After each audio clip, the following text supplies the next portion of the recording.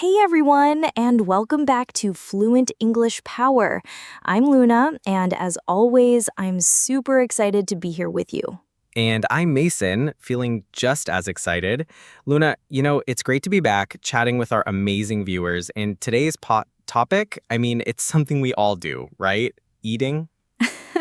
Oh, absolutely, Mason. It's like a universal human experience.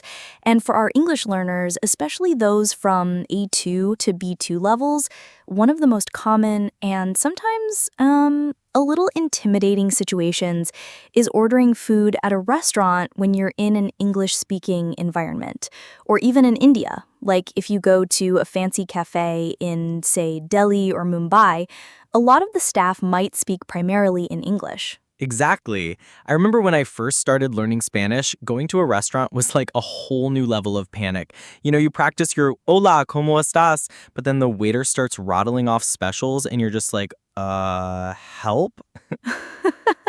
Oh, totally. It's like your brain just short circuits. You've prepared for the basics, but then the real life speed and all the new vocabulary hit you, and it's like, wait, what's a bruschetta again? Or is entree the main course or the starter? It's confusing. Yeah, precisely. So today, our goal is to really break down how to confidently order food at a restaurant in English. We want to make it easy, practical, and honestly, a bit fun for all of you. No more fear, just fluent food ordering. That's right. We'll cover everything from getting a table to understanding the menu, asking questions, making special requests, and even, dealing with the bill. We'll give you phrases, tips, and some common scenarios that you'll definitely encounter. Awesome. So let's dive right in. Luna, imagine we've just walked into a restaurant. What's the very first thing you usually do or say or, expect? Okay, so usually you're greeted by a host or hostess, right? Or sometimes a server. They'll often ask how many in your party, or just two if they see two people, or table for two. Simple stuff, but important. Right. And party here doesn't mean like a birthday party with balloons. It just means the number of people in your group. So if it's you and me, we'd say table for two, please, or party of two. Exactly. And sometimes, especially if it's busy, they might ask, do you have a reservation? Now, a reservation is when you've booked a table in advance. If you have one, you'd say, yes, under your name, please. Or, yes, we have a reservation for time.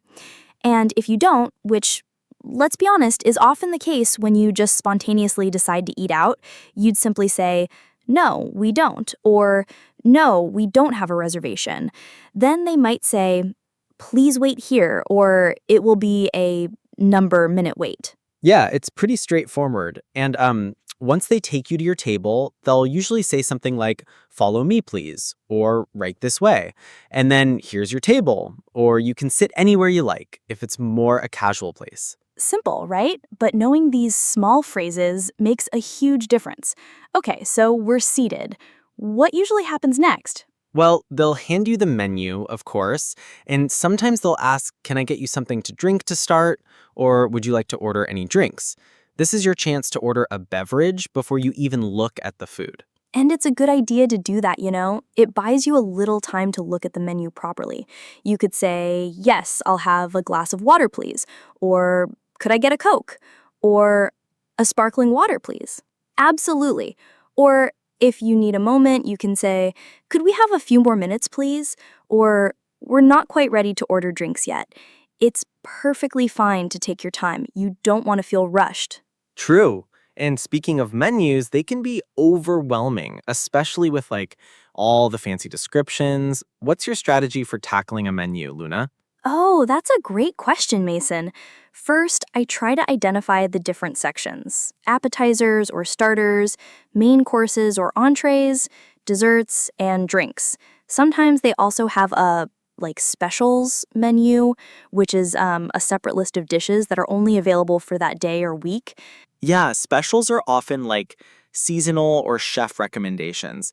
Don't be afraid to ask about them. You can say, what are the specials today? Or do you have any recommendations from the specials menu? Exactly. And if you see a word you don't understand, which will definitely happen, especially with specific ingredients or cooking methods, don't just guess. Ask. It's totally okay to ask your server for clarification. Yeah, remember, they are there to help you. You could say, "Excuse me, what does confit mean?" Or could you explain what au gratin is? Or what's in the dish name? Right. Or even, is this dish spicy? Or does this contain nuts? Which is super important for people with allergies. Never hesitate to ask about ingredients. Your health is like paramount. Definitely. And speaking of allergies, if you have any dietary restrictions, maybe you're vegetarian, vegan, gluten-free, it's crucial to mention it up front. Oh, absolutely. As soon as the server comes to take your order, or even when they hand you the menu, you can say, "Excuse me, I'm vegetarian. Do you have any vegetarian options?" Or, "I have a peanut allergy. Can you tell me which dishes are safe?" That's a really important point, Luna. Don't wait until the food arrives. Bring it up early. Most restaurants are very accommodating these days. They really are. Okay, so we've looked at the menu, we've asked our questions. Now it's time to actually order. This is where a lot of people get a bit nervous, I think. Yeah, it's the moment of truth. So when the server comes back, they'll usually ask something like, "Are you ready to order?" or "Can I take your order?" And you can simply say, "Yes, we are," or "Yes, I am." Then to order, you can use a few different phrases. The most common are, "I'll have," or "I'd like," or "Could I get?" So, for example, "I'll have the roasted chicken, please." Or "I'd like the pasta primavera." Or "Could I get the Caesar salad to start?"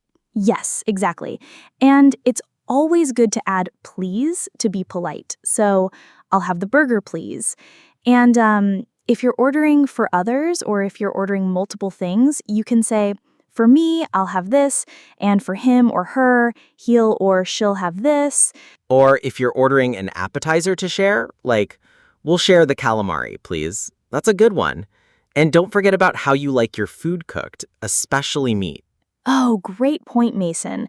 If you're ordering, say, a steak, the server will almost certainly ask, "How would you like your steak cooked?" And the common options are rare, very red and cool in the center; medium rare, red and warm in the center; medium, pink and warm in the center; medium well, slightly pink in the center; well done, no pink, cooked all the way through. So you'd say, "I'd like my steak medium rare, please," or "Well done, please." It's super important to know these terms if you want your steak just right. And sometimes they'll ask about side dishes too, like, "Would you like fries or a salad with that?" Or, "What side would you like?" You can then choose, "I'll have the fries, please," or "the salad, please." What if you want to make a small change to a dish? Like, can I have the burger without onions, or could I get the dressing on the side? Absolutely, Mason. Those are super common requests. You can say, "Could I have the dish name without ingredient?" Or, "Can I substitute the fries for a side salad?"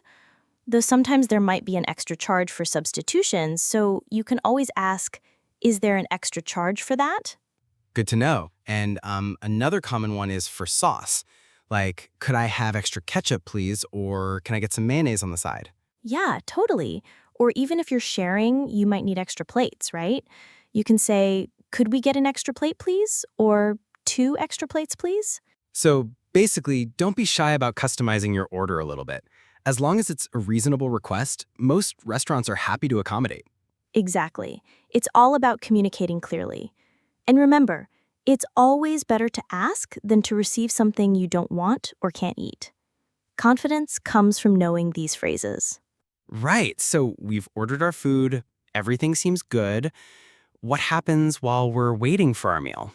Well, the server might bring your drinks, of course, and sometimes, especially in nicer restaurants, they might bring a small bread basket or an amuse-bouche, which is like a tiny complimentary appetizer.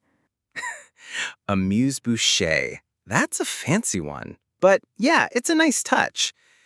And while we're waiting, if we need something, like, say, more water or a napkin that fell on the floor, how do we get the server's attention politely? Ah, good point. You never want to snap your fingers or shout across the room. The best way is to make eye contact, and when they look at you, you can simply give a little nod or a slight raise of your hand. When they come over, you can say, "Excuse me," and then state your request. So, excuse me, could we get some more water, please? Or, excuse me, I dropped my napkin. Could I get another one? Or even, excuse me, we're still waiting for our drinks. Perfect examples. Politeness goes a long way. And if you're still waiting for your food and it seems to be taking a long time, you can also politely inquire. You could say, "Excuse me, we ordered about X minutes ago. Is our food coming soon?" Or, "Could you check on our order, please?" Yeah, it's not rude to ask. Sometimes things get busy or there's a mix-up, and it's good to politely check. Okay, so our food arrives. This is the moment we've all been waiting for. Yes. Usually, the server will bring the dishes and might say, "Here's the dish name for you," or "Enjoy your meal." If you ordered a specific item, they might confirm it as they place it down, like, "The chicken for you, sir." And it's always nice to say thank you. A simple thank you is always appreciated. But what if there's a problem with the food? This is a tricky one for many learners, I think. Oh, it definitely can be, Mason. It's intimidating to complain, right? But it's important to know how to do it politely and effectively. Let's say your steak is, well, done, but you asked for medium rare. Or like your food is cold, or they brought the wrong dish entirely. Exactly. So first, politely get your server's attention, as we discussed. When they come over, you can say, "Excuse me, I'm afraid this isn't quite right," or, "Excuse me, there seems to be a mistake." And then you explain the problem clearly. So, I asked for my steak medium rare, but this seems well done. Or, I ordered the pasta, but this is the chicken. Right. And it's important to be calm and polite. Don't be aggressive. You're not accusing them, you're just pointing out a problem. You can then say, "Could you please bring me a medium rare steak instead?" Or, "Could I get the pasta, please?" And what if the food is, not bad, but it's missing something? This needs salt, or could I get some hot sauce, please? Oh, totally. You just ask directly. "Excuse me, could I get some salt and pepper, please?" Or, "Could I have some hot sauce?" Simple and to the point. Most restaurants will be happy to provide whatever you need to make your meal enjoyable. This is all super practical stuff, Luna. I think our viewers are going to find this incredibly helpful for those real-life restaurant moments. I hope so. The key is to practice these phrases. Even if you just say them out loud to yourself, it builds confidence. And remember, making mistakes is part of learning. Every time you try, you're improving. Absolutely. It's all about taking those small steps. Okay, so we've eaten our delicious meal, hopefully without any major issues. Now comes the part everyone loves, or dreads, the bill. Oh, the bill. Yeah, you're right. So, when you're finished eating and you're ready to leave, how do you signal that you're ready for the bill, Mason? Again, politeness is key. You can make eye contact with your server, and when they come over, you can say, "Excuse me, could we get the bill, please?" Or, "Could I have the check, please?" Remember, check is common in American English for the bill. Yes, check is definitely something to remember, especially if you're traveling to the US. Or you can simply make a universal gesture, like pretend to write on your hand, but that's less direct. Saying it is always clearer. Right, and they'll usually bring it to your table, sometimes in a little booklet. Then you need to decide how to pay, cash or card. Exactly. If you're paying with a card, you can put your card in the booklet, or when they come back, you can say, "I'll pay by card, please." Or do you take Visa, MasterCard? Most places take major cards. And if you're paying with cash, you'd place the cash in the booklet. And sometimes, you might need change. So you'd say, "I'll pay with cash and I'll need change, please." And then there's the tipping culture, which varies greatly by country. You know, in India, tipping is appreciated but not mandatory like in the US.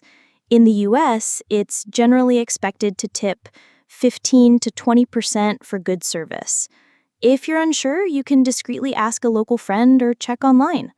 That's a super important cultural note, Luna. Always good to be aware of local customs. Okay, so we've paid the bill, we've tipped appropriately. Are we good to go? Pretty much. You can say, "Thank you for the meal," or "Everything was delicious," as you leave. It's a nice gesture to show appreciation. And that, my friends, pretty much covers the whole restaurant experience from start to finish. Wow, that was a lot of ground we covered, Luna, from walking in to walking out with food in our bellies and hopefully a smile on our faces. Definitely. I mean, it really boils down to a few key things: being polite, using simple phrases, and not being afraid to ask questions. Yeah, exactly. And the more you practice, the more natural it becomes. So next time you're at a restaurant, even if it's a local one, try to use some of these English phrases in your head or even out loud if you're feeling brave. Absolutely. Practice, practice, practice. And remember, every interaction is a chance to improve your English. Don't let the fear of making a mistake stop you from trying. That's really the core message, isn't it? Embrace the learning journey. And speaking of journeys, we're going to wrap up part 1 here. But don't you worry, in part 2, we'll dive even deeper with more advanced scenarios, common restaurant idioms, and some fun role-playing examples to really cement what you've learned. So stay tuned for that. For now, thank you so much for joining us on Fluent English Power. If you found this video helpful, please give it a big thumbs up. It really helps us out. And if you haven't already, make sure you hit that subscribe button and ring the notification bell so you don't miss out on any of our future English lessons. Keep practicing, keep speaking, and remember, your English power is growing with every single word. We'll see you in part 2.